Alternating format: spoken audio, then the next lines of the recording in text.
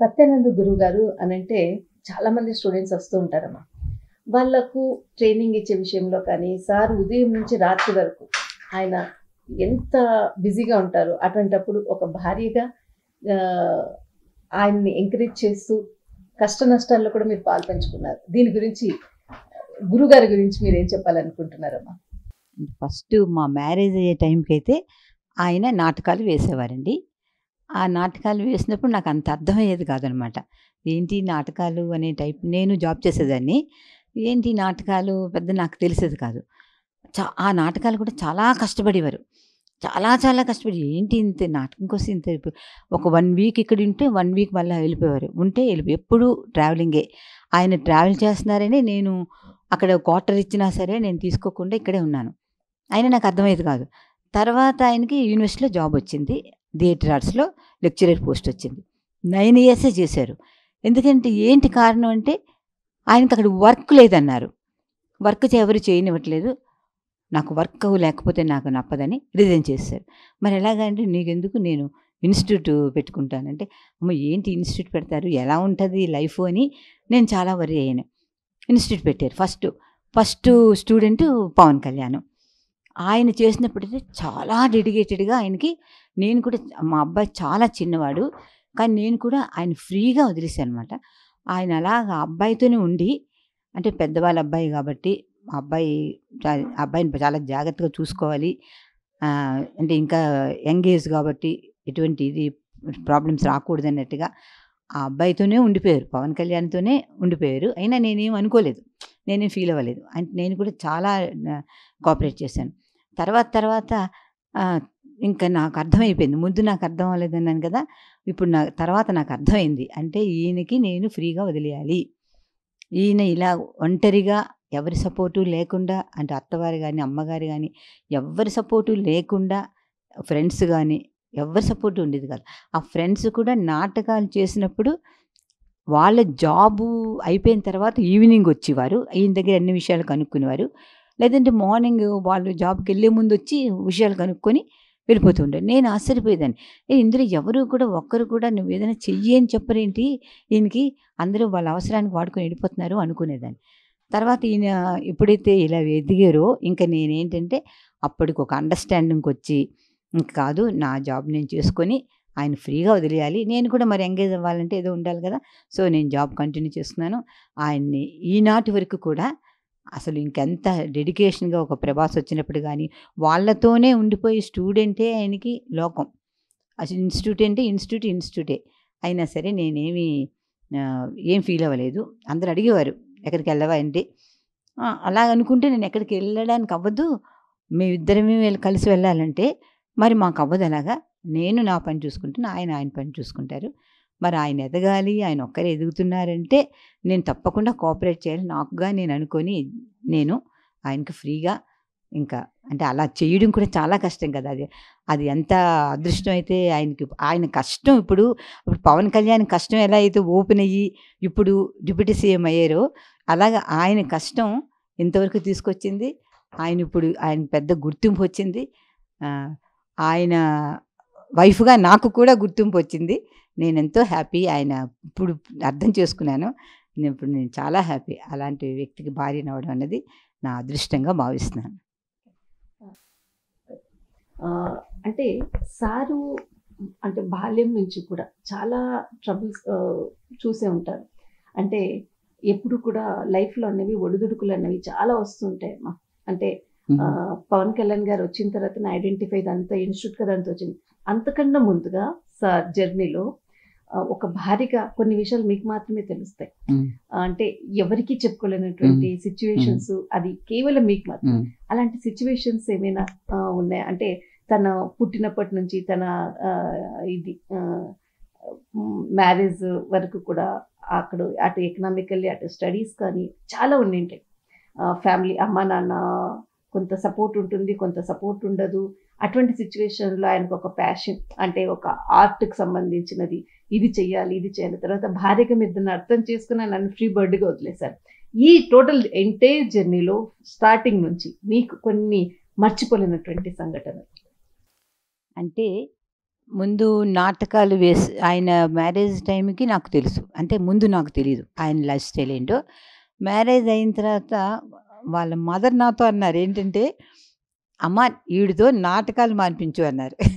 అంటే నేను అనుకున్నా, అయ్య బాబోయ్! ఇదేంటి ఈవిడకి ఇష్టం ఉండదా నాటకం అంటే అని అనుకున్నాను. అనుకున్న తర్వాత ఇంకా అలాగే జర్నీ అలాగే స్టార్ట్ అయింది. అక్కడ వాళ్ళ ఈ హౌస్ చూసిన తర్వాత ఈయనకి చాలా బర్డెన్స్ ఉన్నాయని తెలుసుకున్నాను. ఏంటంటే 6 అన్నదమ్ములు. ఎవరు పెద్దగా చదువుకోలేదు. తండ్రి లేరు. మదరు. అన్నీ కూడా ఈయనే చూసుకోవాలి. ఇంక ఇవన్నీ చూసిన తర్వాత నేను కూడా ఒక అండర్‌స్టాండింగ్‌కి వచ్చేసాననమాట. ఇంక లాభం లేదు. ఈయన్ని మరి మనం ఏమీ ఇంకా ఆశించకూడదు. ఇంక ఈయన్ని ఫ్రీగానే వదిలేయాలి. ఇంక అంతమందిని పోషించాలి. అంతమందికి ఆయన చూడాలి. ఆళ్ళందరినీ ఈయనే చూసేవారు. అందరికి మ్యారేజెస్ కూడా ఈయనే చేశారు. చాలా అసలు అది కూడా ఫీల్ అవ్వకుండా. అంటే నాకేమీ లేదు ఎలాగా అని ఆలోచించేవారు కాదు. ఏదైనా చేసేవారు. ఎలా చేసేవారో తెలీదు. ఏదైనా సరే చేసేసేవారు. అలాగ నేను కూడా ఏంటంటే ఇంకా ఆ బర్డెన్స్ అవి చూసిన తర్వాతే నేను ఇంకా అలా కాదులే మన పని చేసుకోవాలి. ఇంక ఈయన ఫ్రీగా అండ్ మేమిద్దరం ఎక్కువ కలిసి వెళ్ళేది చాలా తక్కువ. టూర్‌లు వెళ్ళడం కూడా చాలా తక్కువ. ఎందుకంటే ఇంక ఆయన ఎప్పుడు స్టూడెంటు ఇది చెయ్యకపోతే ఆయనకవ్వదు. యాక్సిడెంట్ టైంలో కూడా ఆయనకొక యాక్సిడెంట్ అయింది.